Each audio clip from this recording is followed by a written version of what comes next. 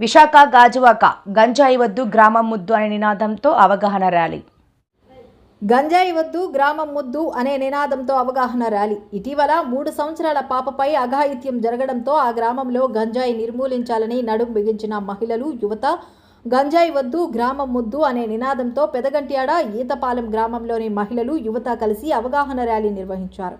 గ్రామాన్ని మాదక ద్రవ్యాల నుండి దూరంగా ఉంచాలనే లక్ష్యంతో ఈ కార్యక్రమాన్ని చేపట్టారు. ర్యాలీలో పాల్గొన్న వారు గంజాయి వినియోగం వల్ల కలిగే దుష్పరిణామాలపై ప్రజలకు అవగాహన కల్పించారు.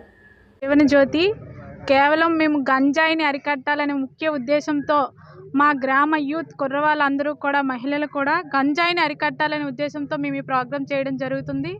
అలాగే ఇక్కడే కాదు, ప్రతి గ్రామంలో, ప్రతి పల్లెలో కూడా ఇలాంటి గంజాయి మత్తులో పిల్లలు బానిస అయిపోతున్నారు. తల్లిదండ్రులు ఎన్నో ఆశలతో పిల్లలు పెంచడం జరుగుతుంది. ఈ రోజుల్లో మనం చూస్తే ఎక్కడ చూసినా అత్యాచారాలు, మానభంగాలు అనేవి చాలా జరుగుతున్నాయి. అలాంటి గంజాయిని మనం అరికట్టాలి. గంజాయి అనే పేరు రాకుండా మీ మీడియా సోదరులకు, అలాగే పోలీసు వారు కూడా మాకు సహకరించాలి. మాకు సహకరించి ఈ కార్యక్రమాన్ని ముందుకు తీసుకువెళ్ళాలి. ఎటువంటి గంజాయి వల్ల ఇంకా మానభంగాలు, హత్యలు ఇలాంటివి ఏమీ జరగకుండా యూత్కి మంచి ఉద్దేశంతో మేము ఇది చేయడం జరుగుతుంది. మాకు సహకరించినందుకు మీకు ధన్యవాదాలు తెలియజేస్తాను. ఈరోజు గాజువాక 64వ వార్డులో ఏతపాలెంలో స్వచ్ఛందంగా గ్రామస్తులందరూ కలిసి యాంటీ డ్రగ్స్కి వ్యతిరేకంగా ఒక అవగాహన ర్యాలీని ఏర్పాటు చేయడం జరిగింది.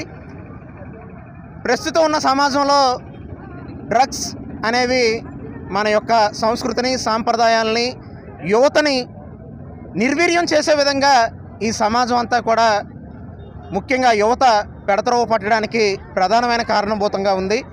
దీని మీద మొట్టమొదటిసారి నాకు తెలిసినంత వరకు ఒక గ్రామం స్వచ్ఛందంగా స్పందించి యువత పెడతరవ పట్టకుండా ఉండాలని, దానికి వ్యతిరేకంగా ఒక అవగాహన కల్పించాలన్న సంకల్పంతో ఈ అవగాహన ర్యాలీని ఏర్పాటు చేసినటువంటి ఈ గ్రామ యువతకి, గ్రామ పెద్దలకి, ముఖ్యంగా నా తరపున, అన్ని ఎన్జిఓస్ తరపున నా హృదయపూర్వక కృతజ్ఞతలు, ధన్యవాదాలు తెలియజేసుకుంటున్నాను. ప్రతి ఒక్కరి జీవితంలో కూడా ఆనందం ఉండాలి, కానీ ఆనందం ఆదర్శంగా ఉండాలి.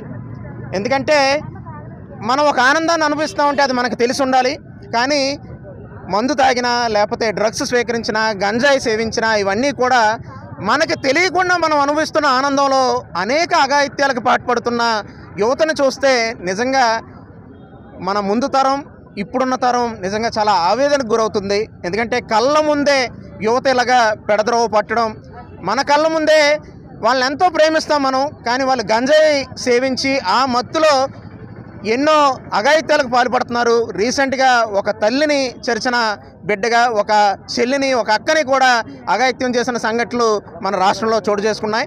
దీనికి ముఖ్యంగా పోలీసులు లేకపోతే ప్రభుత్వాలు మాత్రమే పాత్ర పోషించడం కాదు, ఇలా ఈ గ్రామ ప్రజల్లాగా ప్రతి ఒక్కరూ కూడా వాళ్ళు సమాజం కోసం స్వచ్ఛందంగా భాగస్వాములై, ప్రతి ఒక్కరూ చెడు మీద మంచి విజయం సాధించాలంటే ప్రతి ఒక్కరు కూడా ఒక పోలీసులా స్పందించాలి.